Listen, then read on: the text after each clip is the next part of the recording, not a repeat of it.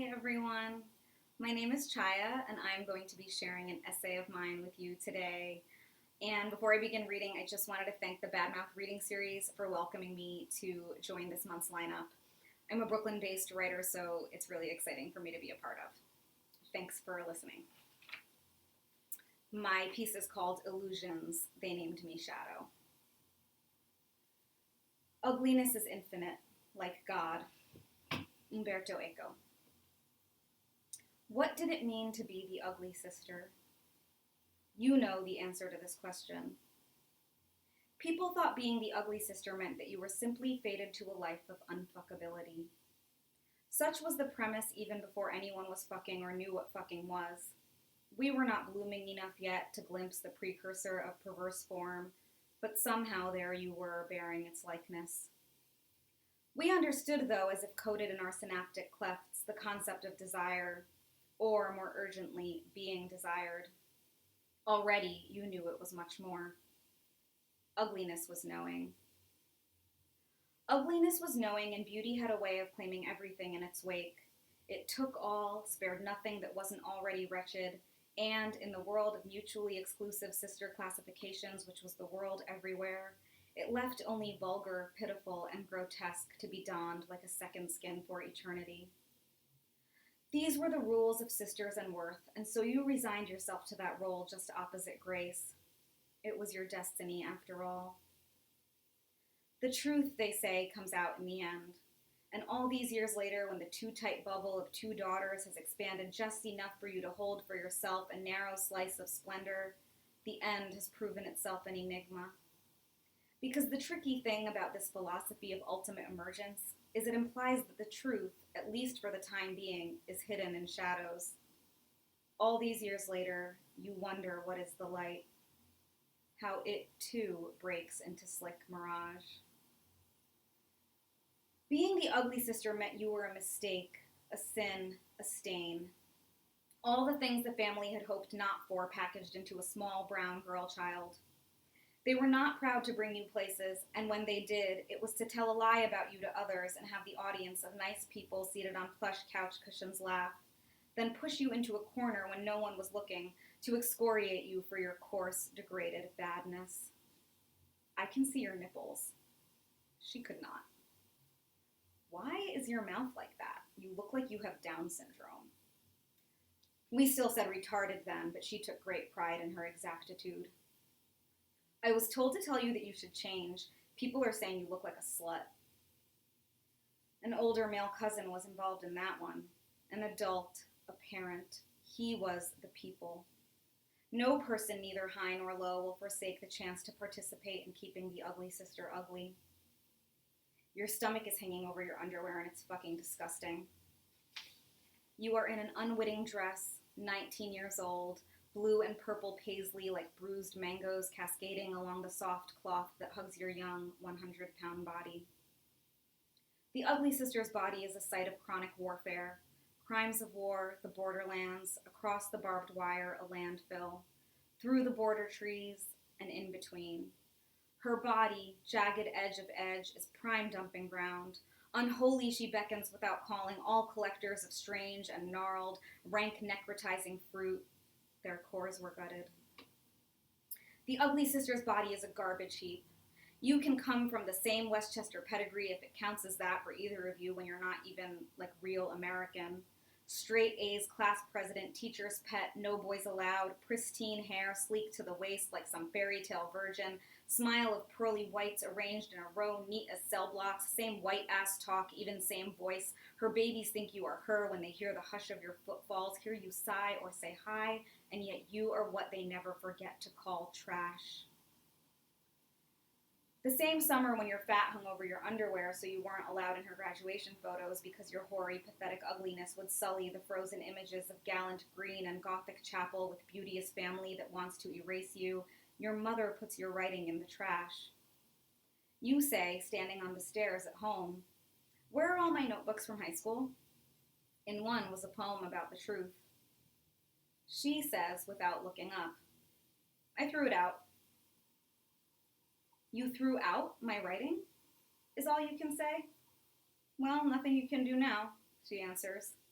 which is one kind of answer. And then there you are, stunned, tongue like Philomela. You don't move. Sorry, it's really loud here. Ugly. How does it manage to so precisely cover such multitude of sins? Often a qualifier of aesthetic or exterior, we prefer to believe the word to signify the shallower concerns of humanity, therefore translating to shallow consequence.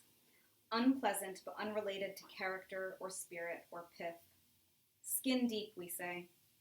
Yes, we prefer to believe, meanwhile wholly abhorring whatever arbitrary body triggers the optics of evil, immorality, impurity, whatever we decide fits the crime. Ugliness, writes Catherine Hughes, with all its lumped and frayed edges, can be pretty much anything you want, pressed into service whenever there is a point to be made. Anything, but in all cases conjuring a creature of lesser humanity. Always something impossible to love. This was the story, and one you knew well. It was the grand design behind being hewn into the ugly sister. It was a story of lovelessness that no triumph of growing up, getting away, painting a smoky eye could untell. Being the ugly sister means you are stuck. She can't touch you.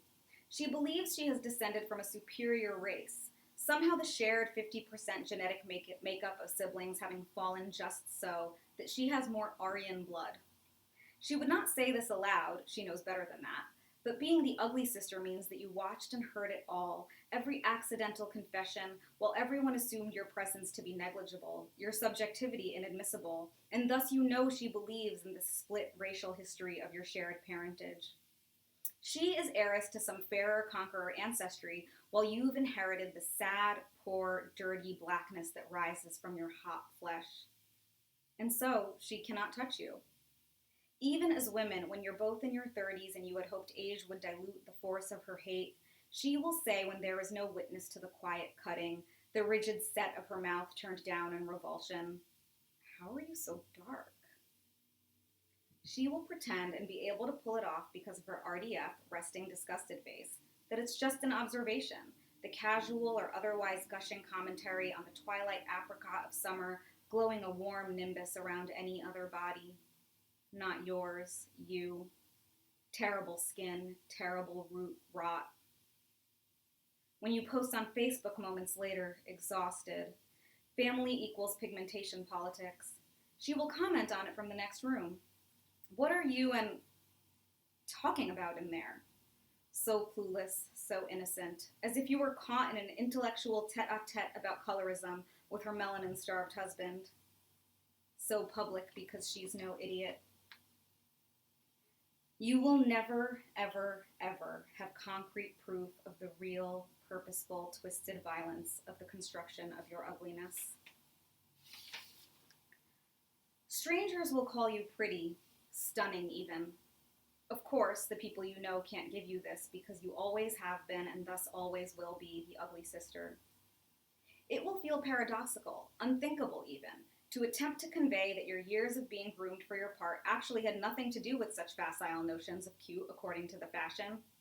Maybe it did for a flash in '96, for a year or two or a minute. It's hard to say because time does not exist in the creation and calculation of ugliness. No one believes you. Your ugliness is so absolute that neither well-planned argument nor reliability of the senses can be used to object. Beauty, the lies we tell about her in order to build the world, claims everything in its wake. Joy, the needs of a child, that curious wish in her gaze. Breath, trust, room to wander, permission to flourish. Song, time, love. She takes all and leaves nothing but the shadow shape. What are you? Shadows, as we envision them, trace a silhouette, to be filled as we choose if we conceive of that dark space as having the potential to contain more than the flat pavement or brick or grass. I've learned that shadows are ancient and vast and immeasurable, despite at first glance merely mirroring our outline, a form so akin to us. But they get bigger depending on the light. Then what's in there? How long, how far back does the hurt go? When you stretch the picture, what all does it hold? See, The ugly sister is birthed with intention, unwanted but needed. Who else will carry that grief, old, old, without which we have no past, without which we have no kin? Who else will take on that shape to be distorted for pleasure, or would be named something so feared? Who else? Your wild, unending darkness. But literally, she won't touch you. Another summer, you're at her pool. Big house, big yard, big unicorn floaty, big sister who offers no protection because she is the danger. Will you do my back, you ask, though you ought to be smarter than this. She hesitates, braces herself, holds her breath, RDF, and then she uses the heels of her hands to jab you hard 3 times across your scapula, making sure to steer clear of the parts of you with the most give. The contact should be as harsh as possible. Only blades, spine, for you are nothing supple. Rule number 1. The ugly sister must not get ideas, should not think herself worthy of small, easy acts of care. You can see as you have risen above yourself that the globs of sunscreen remain exactly as you had slapped them on there, all clumsy palms and jutting elbows reaching behind you, flailing. She can't touch you. Your skin. It's too much. It will burn her.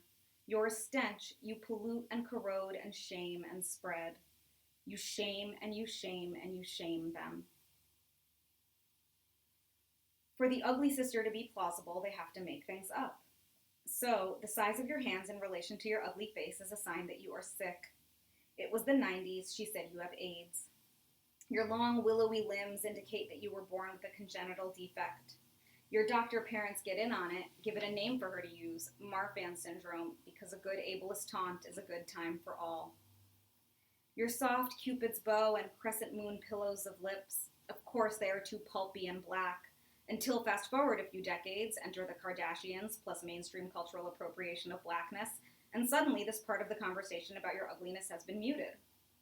Everything is a mystery, and anything can be molded, reversed, contorted to fit the needs of your ugliness. Your big eyes, darling eyes, they bulge, according to her, like a fly or a psychopath. Your eyebrows, so flowering and lush before the years of lacerating them with tiny pinprick tongs to set your ugly face just a little bit right, they make you lecherous like a man. You are a tiny little girl child. In the mornings, before you have entered the day, she reminds you that you are a scary man. She waits for you to wake, watching your bed from hers, and then she asks, nicely, pondering as you reach for the threshold of consciousness, why do you think you look like that? She means it as an actual question to be answered. Are you scared when you see yourself in the mirror?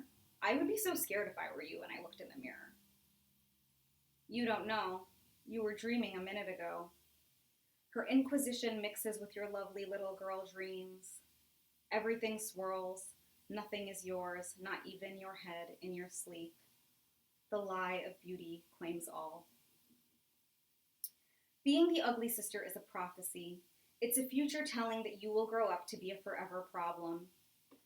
Obsessed with earning goodness, escaping your own supposed sickness, people's radar heightened in your presence, antennae twitching, neurons firing in their recesses, here is a girl who will carry all the rage, the guilt, the nightmares I pretend are not mine to keep.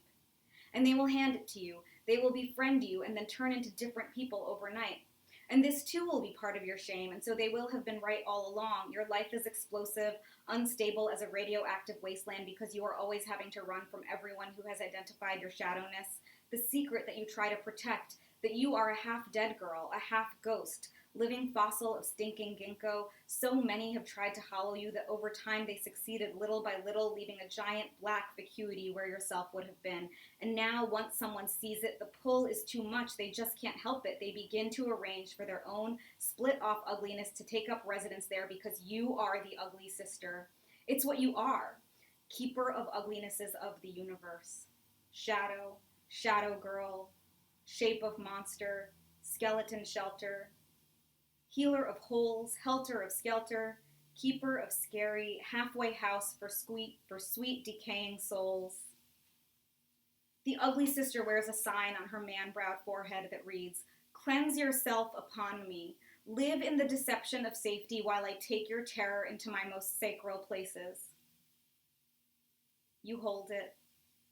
You hold it. It becomes you. People think being the ugly sister means you're sad that you can't get a boyfriend, which is frankly preposterous because, first of all, who needs a boyfriend? And second, boys can be predators as well. They will find and plunder you. What it does mean, however, is that gentleness is elusive, tender touch and unknown. You are lost, sharp like a razor, but muted too in your absence, and crazy. Only liars will want you because you are so easy to lie to, not for lack of seeing truth, but rather because you see it all of it. You see the parts of people that they cannot see for themselves, like some kind of tragic gift or curse bequeathed to you by the deeds forgotten, and you blame yourself for the dissonance. It haunts you, hurts the ears, the stomach, the sternum. It screams. By the time you look up from the pain searing the very marrow of you, they are gone. You are the incinerated garbage heap of your own mixed up truth and someone else's lies. And then, as you spin in your fear drunk vertigo and too visible heartbreak, because you too are a person whose ripe heart breaks, she, a doctor now, will send a text to your mother. She has psychiatric problems. She, in this case, being you. You may try to tell people what it's like to be the ugly sister. These people will label themselves friends, and you will believe it because, like a fool, you believe, and what would happen to you if you didn't, you have no one. But they will say you are imagining things. You will wonder if you are in fact a ghost, your reality an apparition, the dead girl's slowly revealed dubious perspective in a bad paranormal thriller. Are you there? This is important.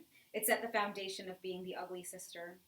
All that you feel and sense and know, they will say you are projecting. Fabricating, overthinking. You've memorized all the ways to say making it up. You are so smart, ugly girl, but they say you are not all there. You don't know whether you are or you aren't. Reality dissipates along with your ugly, blighted body. Even when you are a hover of scintillas polarizing, even as you use all of your might, the gods you can muster, and the mind's vision of a tree to bring yourself back into being, they say victim. They ask, nicely, helpfully, how you think you might be contributing to your interminable ugliness. You dream a dream that these same friends go to your family to have you sent away, locked up. Silent, you watch from behind glass your own committal. This is the care they think is for you. But that's the thing about ugliness immortal. You have been ugly for so long that you understand them. Neither this can they take. You fighting to grab a piece of a story, a self that is good, glorious, real. It's too much. It's too gross and too goddamn familiar. Being the ugly sister is such bitter despoilment. It remains unclear what words could utter this truth that will allegedly come out in the end, because that's the final twist. Ugliness, or beauty rather, it will steal your tongue. People say when you talk, "What are you saying?" And their face looks like hers for an instant. So that even when you know the truth, when the truth is you, when you are the secret, the unmemory in the closet, you are the closet, you are the ugly hidden, the buried psyche, your buried aliveness that glimmers, and you glimmer, a trove waiting for trick mirrors to break like a spell. You can't speak. Truth, it's a smolder. There and not there, the bones of a persimmon and blossom end rot, blister of ash, shadow, dust. Thank you.